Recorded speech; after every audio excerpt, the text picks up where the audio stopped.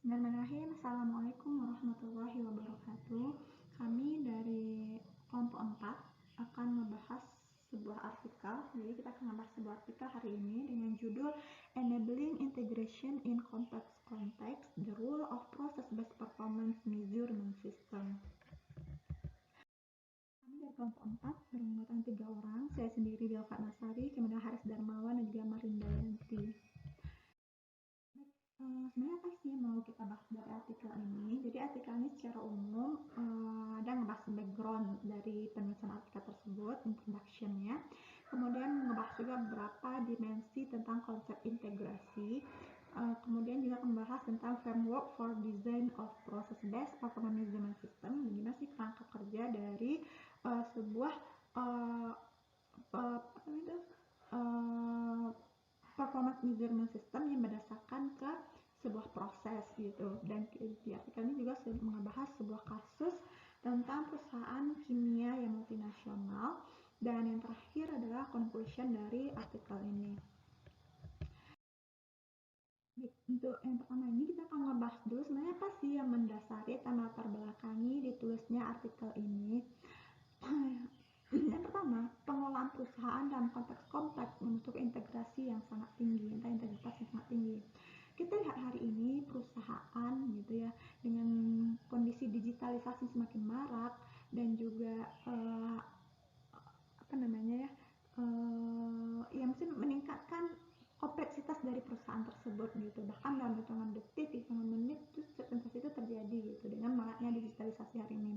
Maka dari itu penting bagi perusahaan untuk meningkatkan integritas di setiap unit-unit yang ada di perusahaan. Mungkin kita akan bahas dulu mengenai ini, menggambarkan dulu bagaimana kompleksitasnya perusahaan-perusahaan skala besar hari ini.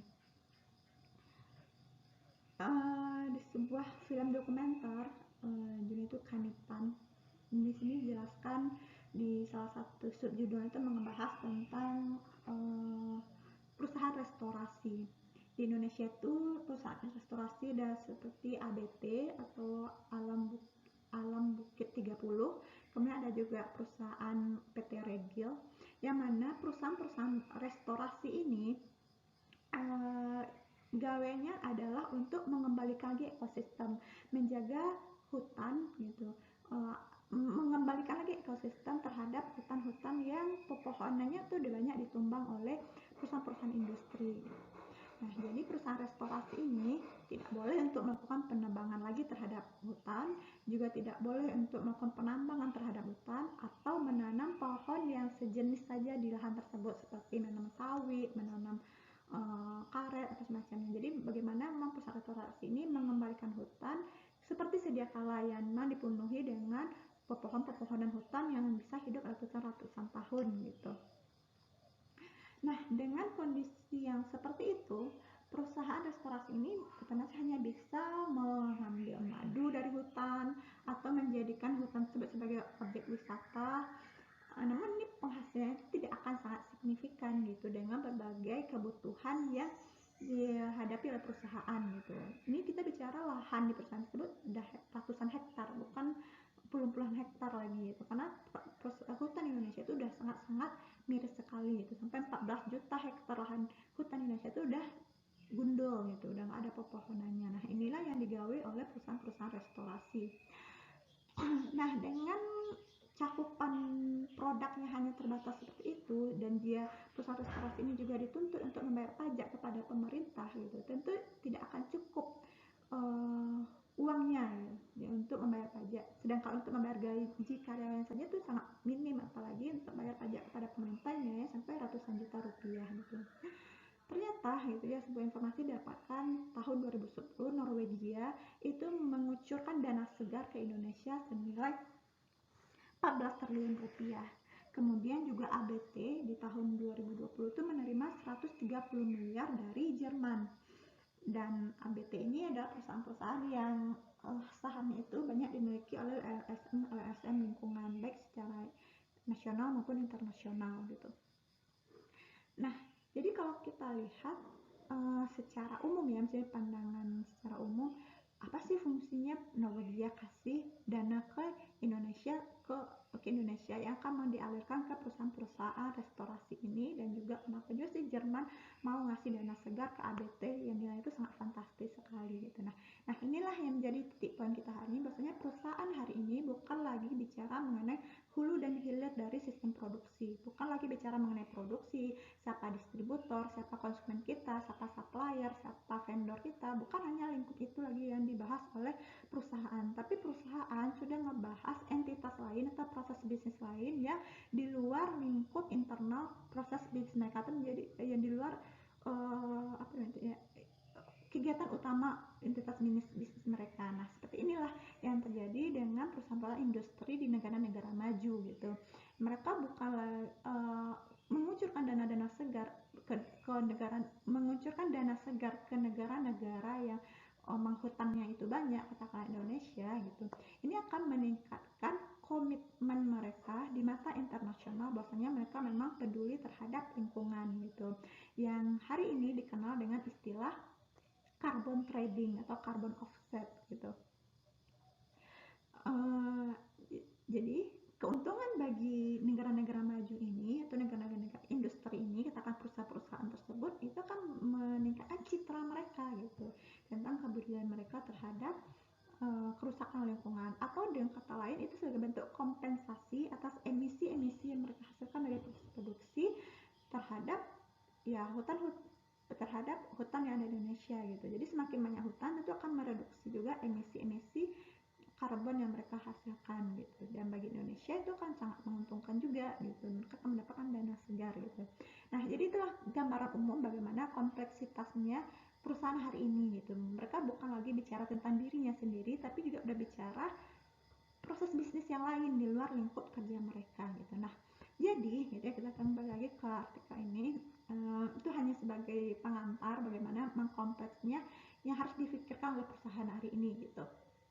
Jadi butuh adanya sebuah sistem yang mengintegrasikan setiap unit-unit yang ada di dalam perusahaan gitu. Apalagi perusahaan hari ini bukan banyak bukan hanya sebatas lokal gitu ya, bakal ada banyak yang perusahaan yang multinasional gitu dengan berbagai kemudahan-kemudahan perdagangan internasional hari ini ataupun digitalisasi hari ini gitu. Maka butuhnya ada sebuah sistem yang mengintegrasikan setiap unit-unit, sub-unit yang ada dalam perusahaan itu. Teknologi yang paling mutakhir hari ini yang mengakomodir integrasi setiap unit-unit tersebut adalah dengan penerapan ERP atau Enterprise Resource Planning. Ini adalah sebuah sistem yang mampu mengintegrasikan dimensi informasi di setiap perusahaan. Jadi setiap informasi-informasi itu akan saling terhubung satu sama lainnya dengan setiap unit yang ada dalam perusahaan. Namun sayangnya ERP ini hanya mendukung dimensi informasi saja, hanya bisa berbagi informasi. Namun untuk aspek pemahaman atau kognitif dari setiap sumber daya atau setiap individu-individu yang ada di dalam perusahaan dan juga aspek manajerial dari perusahaan tersebut belum mampu diakomodir oleh ERP gitu. Nah, jadi apa dong yang harus dilakukan perusahaan gitu untuk melakukan integrasi dimensi yang lainnya, dan bagaimana juga efeknya kepada pengukuran kinerja perusahaan yang memang kompleksitasnya itu sudah sangat tinggi, yang butuh integrasi yang menghubungkan setiap unit-unit ada. Nah, inilah secara umum yang dibahas di dalam artikel ini.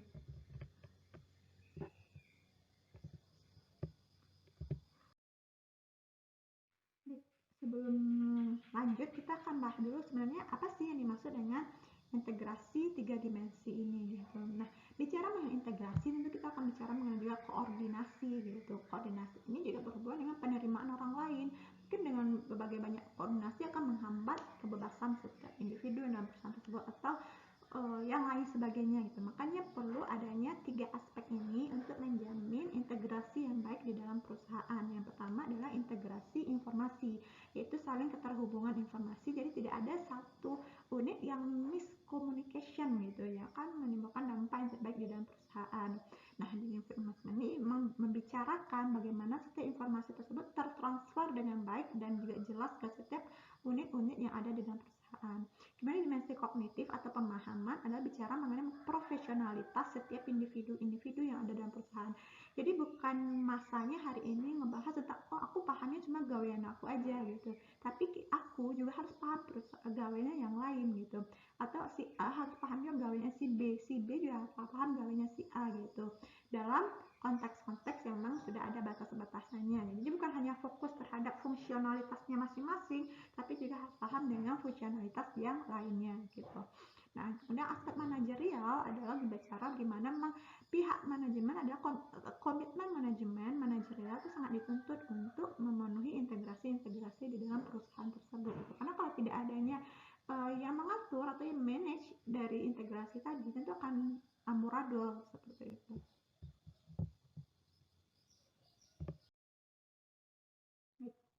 Selanjutnya kita akan bahas mengenai beberapa pandangan mengenai konsep integrasi ini. Yang pertama itu adalah memandang organisasi dari perspektif yang relasional, yaitu saling berhubungan.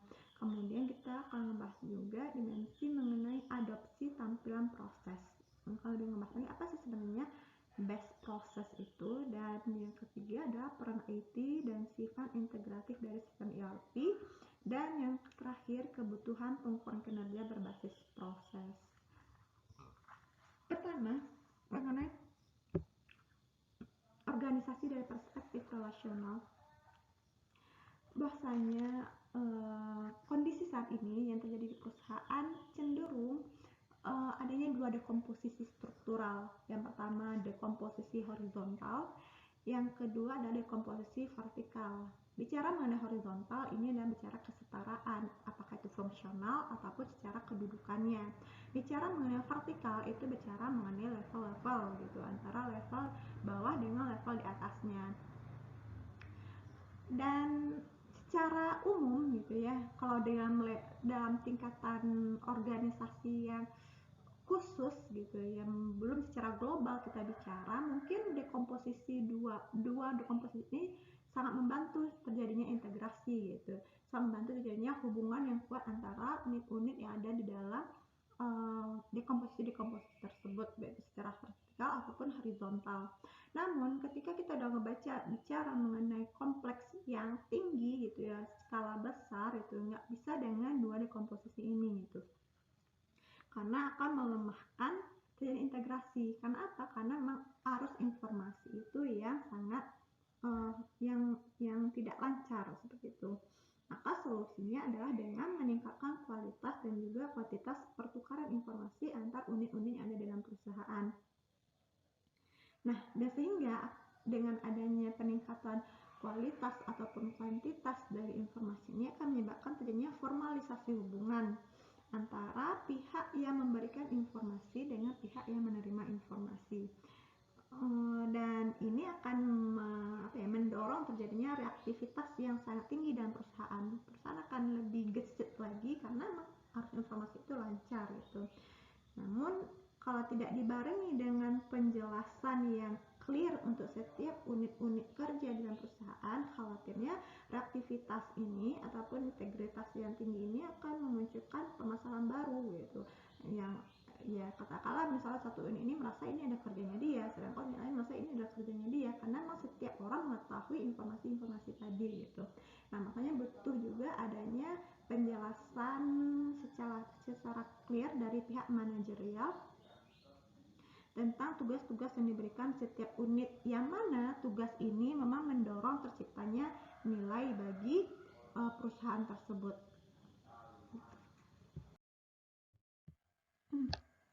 Baik, di awal tadi kita menanyakan gitu ya, di artikel ini dia menanyakan lalu apa sih performance management system atau PMS yang cocok untuk perusahaan yang memiliki kompleksitas yang tinggi.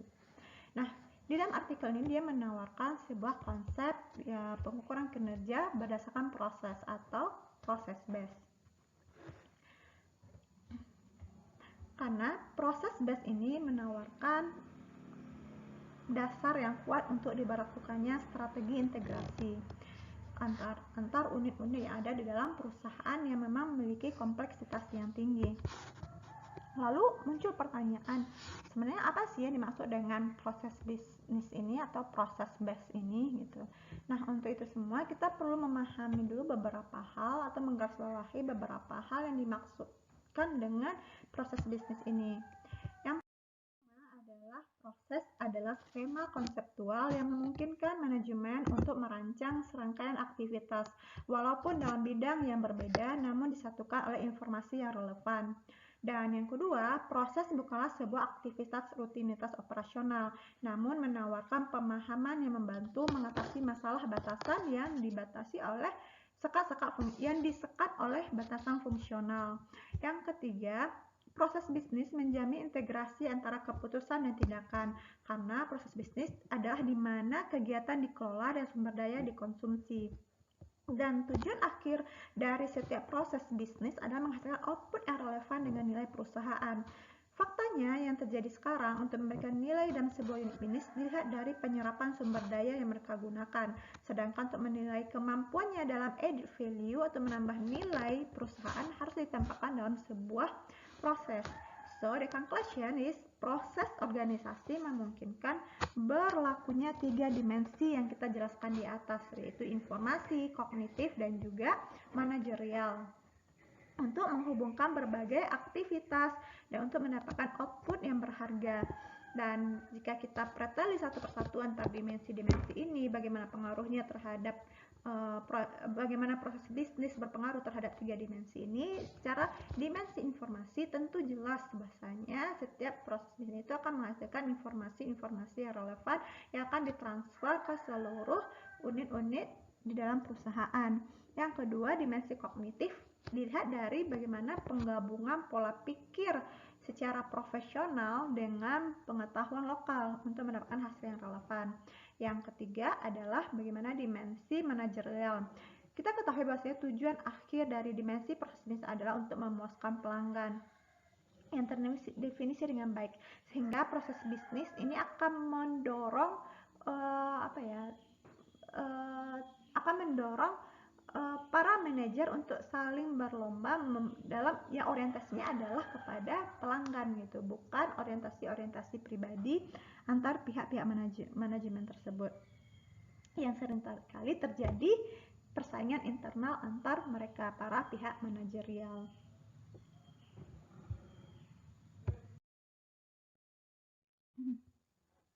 Bagian ketiga adalah mengenai peran IT dan sifat integratif sistem ERP. IT atau informasi teknologi berperan dalam meningkatkan kecepatan transfer informasi antar unit dalam perusahaan, sehingga halnya akan mengurangi biaya transaksi dan meningkatkan reaktivitas sistem perusahaan tersebut, serta juga meningkatkan kualitas interaksi antar sumber daya yang ada dalam perusahaan tersebut. Nah, saat ini sistem informasi yang paling mutakhir adalah sistem ERP atau Enterprise Resource Planning yang mampu mengintegrasikan seluruh perusahaan dengan teknologi. Yang mampu mengintegrasikan seluruh unit yang ada dalam perusahaan tersebut. Dengan teknologi ini memungkinkan terjadinya aliran informasi lintas fungsional, integrasi ilmu dan pemahaman antar unit fungsional, serta penyerapan informasi yang mumpuni. Nah, penyerapan informasi ini akan memungkinkan setiap informasi-informasi penting dimanapun lokasinya, di negara manapun lokasinya dapat dikodifikasi dan dimuat ke dalam sistem ERP. Nah, maka dari itu setiap data hanya bisa diinput satu kali ke dalam sistem ini, dan serta perubahan ataupun editing yang dilakukan di dalam data tersebut akan secara terintegrasi ke seluruh sistem yang ada. Jadi satu kali berubah semuanya akan otomatis berubah gitu. Katakanlah mengubah data karyawan atau tempat tinggal karyawan di sumbernya yang diedit, maka akan secara terintegrasi akan terhubung ke unit-unit yang lainnya, sehingga akan menghindari terjadinya duplikasi data.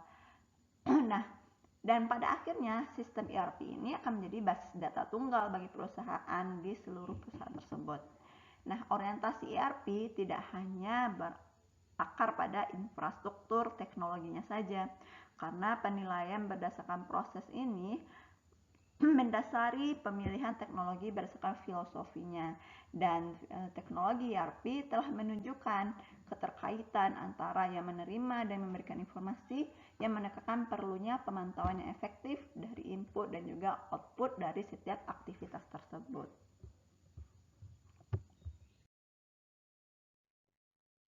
Kemudian kita akan membahas sebenarnya seberapa sih kebutuhan pengukuran kinerja berdasarkan proses ini, dan seberapa mumpuni sih usulan dari artikel ini mengenai pengukuran kinerja berdasarkan proses bisnisnya.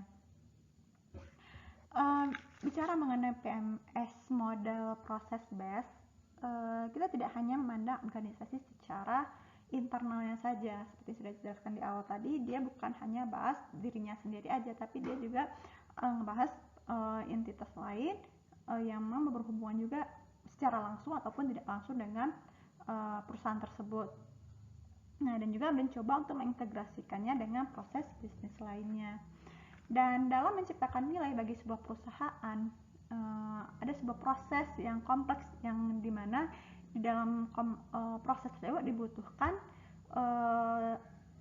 dibutuhkan adanya desain sistem proses bisnis yang terkoordinasi, fungsionalitasnya, dan penggunaan sumber daya yang efisien. Jadi selain adanya desain sistem yang memang terkoordinasi secara fungsionalitas, dan juga dibutuhkan adanya pengelolaan sumber daya yang efisien. Yang kedua, pengelolaan interaksi kompleks yang menghubungkan semua unit organisasi yang terlibat di dalam perusahaan tersebut. Nah, penting untuk kita pahami bersama bahwasanya proses bisnis itu bukanlah sesuatu yang statis, yang mengkaku, yang nggak bisa dirubah gitu. Tapi dia adalah sebuah struktur yang fleksibel gitu, di mana informasi dan aktivitas disatukan serta konsisten dengan konteks yang akan dituju oleh perusahaan tersebut. Nah, namun fakta yang terjadi, struktur organisasi hari ini cenderung dirancang bukan berdasarkan proses bisnisnya, tapi berdasarkan fungsionalitas yang ada dalam organisasi tersebut. Nah, terhadap risiko ini, sistem pengukuran kinerja berdasarkan proses based dapat mendorong terjadinya difusi proses based di dalam organisasi dengan membuat proses pengukuran output. Selain itu, perspektif proses merujuk langsung ke konteks aktivitas tertentu. Jadi menjelas langsung peruntukannya. Nah, mungkin itu dari saya. Selanjutnya akan dijelaskan lebih lanjut oleh rekan saya Haris Darmawan. Pada Haris, dipersilahkan.